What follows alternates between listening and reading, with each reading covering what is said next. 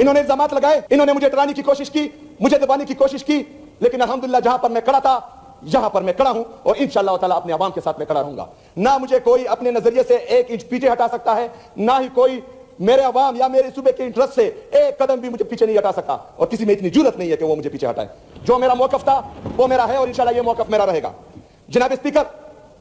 جب دونوں بیانیوں میں ان کو منہ کی کہانی پڑی تو انہوں نے فیصلہ کیا کہ تیرا میں ملٹری آپریشن ہونا چاہیے. حالانکہ وہاں پر برفباری تھی, وہاں پر جو ہے اس وقت کوئی جانور بھی نہیں رہ سکتا, یہ میں بار بار کہہ رہا ہوں,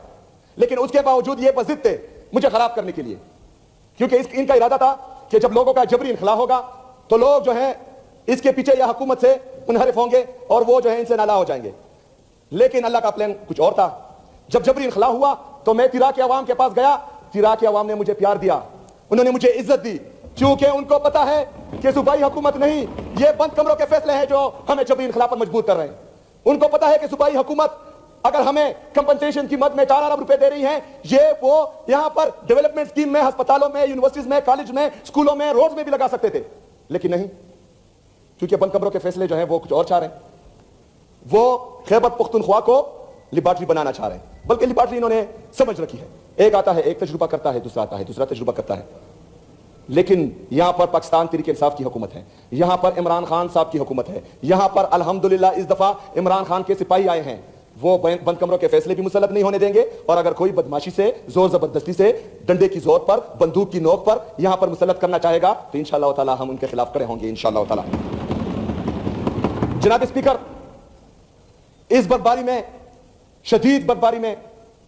ان سے تو غلطی ہو گئی, لوگوں کا جبری انخلا انہوں نے کیا. پھر ابھی ان کو سمجھ نہیں آ رہی تھی کہ جو چیز, کیونکہ بند کمروں کے فیصلے ہمیشہ اس طرح ہوتے ہیں, اس سے نقصان ہی ہوتا ہے, ان کا بھی نقصان ہوتا ہے اور قوم کا بھی نقصان ہوتا ہے. جب ان کو معلوم پڑا کہ انہوں نے جو بند کمروں میں منصوبہ سازی کی تھی وہ ان کے گلے پڑ رہی ہے, انہوں نے کل ایک پریس ریلیز جاری کی جناب اسپیکر, اور یہ پریس ریلیز آج میں پھر فلور آف دی ہاؤس کہہ رہا ہوں کہ یہ صوبائی حکومت اور اداروں,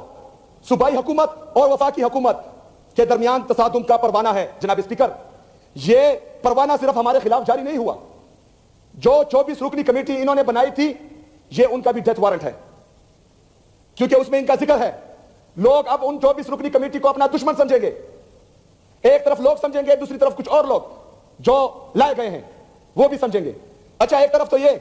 24 رکنی کمیٹی کے ساتھ, حالانکہ ان کو ڈرایا گیا, دمکایا گیا, دبایا گیا, اور اس کے باوجود ان سے سائنس لیے گئے. ابھی جو ہیں کچھ دنوں میں ان کے ویڈیوز بھی آئیں گے, کیونکہ ان کو ڈرایا اور دمکایا جا رہا ہے کہ صوبائی حکومت کے خلاف آپ بیانات دیں, لیکن ہم ان کو کھلی چھوٹ دیتے ہیں کیونکہ یہ ظالم ہے, کر سکتے ہیں ظلم. اگر وہ فرض کریں ہمارے خلاف بیان دیتے ہیں اور اس سے ان کی جان چھوٹتی ہے تو بے شک دے دیں, کیونکہ ان کو مسلسل ڈرایا اور دمکایا جا رہا ہے. جناب اسپیکر, ایک طرف تو ان کو مسئلوں میں گھیر دیا,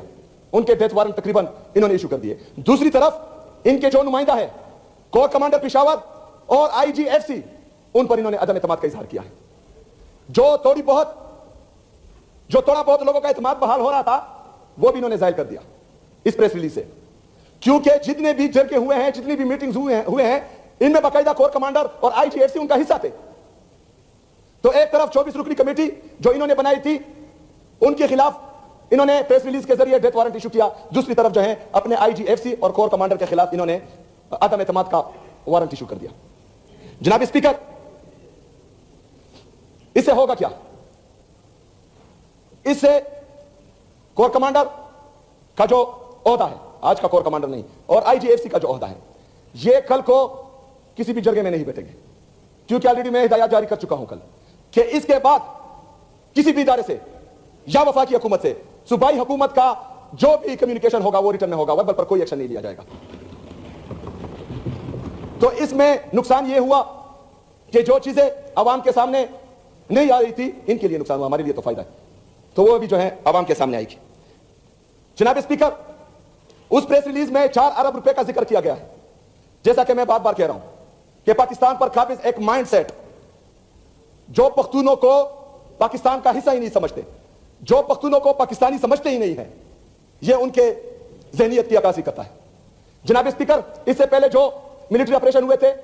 ہمارے قبائلی اضلاع, ہمارے قبائلیوں کے ساتھ وعدہ کیا گیا تھا کہ جس کا گھر تباہ ہوگا اس کو 4 لاکھ روپے دیے جائیں گے. جناب اسپیکر, مطلب جو ساری عمر روپے جمع کر کر کے اپنے لیے ایک گھر بناتا ہے, تو ایک ڈرون آ کر اس کا گھر تباہ کرے گا, ایک جٹ آ کر اس کا گھر تباہ کرے گا اور وفاقی حکومت پاکستان اسے 4 لاکھ روپے دے گی. شرم آنی چاہیے ان کو. دوسری شرمناک بات یہ ہے کہ وہ 4 لاکھ روپے بھی ابھی تک نہیں ملے.